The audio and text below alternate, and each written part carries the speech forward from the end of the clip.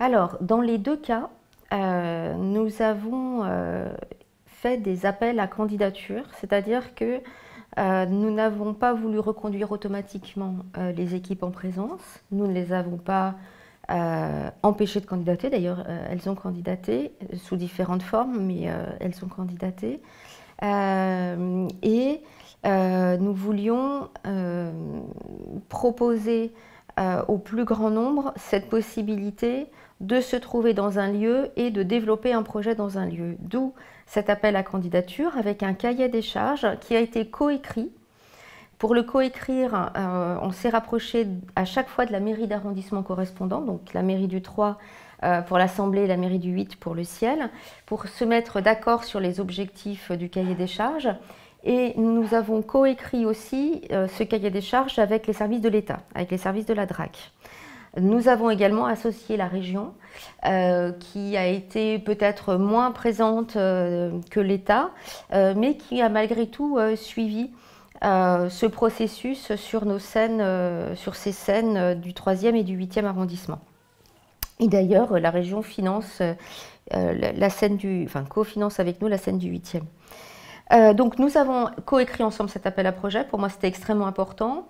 Sur le 8e arrondissement, l'accent était mis sur une scène enfance et jeunesse. Il nous semblait extrêmement important d'avoir un lieu supplémentaire à Lyon dédié à ce public jeunesse et enfance.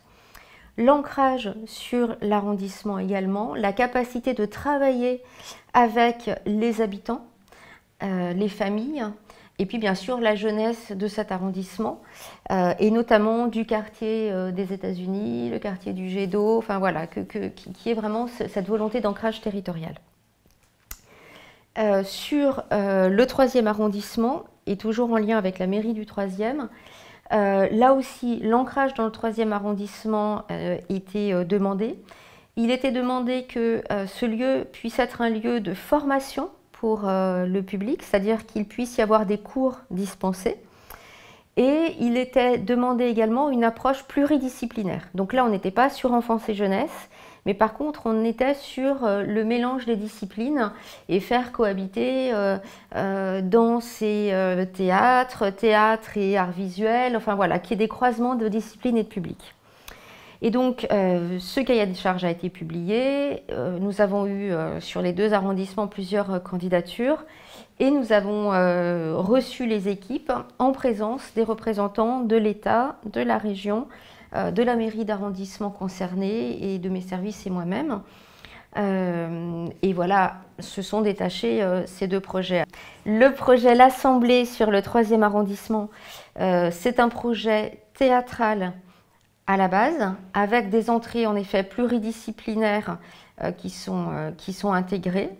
Une forte entrée sur le quartier avec des cours de théâtre qui sont proposés aux enfants, aux jeunes, aux adultes, et également des travaux qui ont été réalisés qui vont faire de ce lieu, y compris un lieu où on a ouvert le hall, enfin, l'équipe a ouvert le hall, et ça va être un lieu de rencontre, un lieu où les habitants du 3e vont pouvoir se poser, rencontrer les artistes, se rencontrer également entre eux. Il y aura des temps de restauration collective après les spectacles. Voilà, donc on va en faire vraiment un lieu de vie. Alors je dis on va parce qu'il ouvre en septembre 2023 totalement. Là, il y a déjà des résidences qui sont accueillies. Donc il va aussi accueillir des compagnies en résidence sur des temps variant de 1 semaine à 3-4 semaines. Et puis en effet, le Ciel sur le 8e arrondissement, un projet centré sur la jeunesse et l'enfance, un projet d'une grande qualité également, et avec un plus, et qui a été un plus y compris dans cette candidature-là, c'est l'entrée européenne, c'est se faire croiser des équipes artistiques venues de toute l'Europe autour justement de cette écriture pour l'enfance et la jeunesse, et qu'au Ciel on parle espagnol, italien, allemand, anglais et bien d'autres langues européennes. Bien sûr, tous les spectacles seront sous-titrés en français, mais l'idée c'est d'entendre les langues se mêler.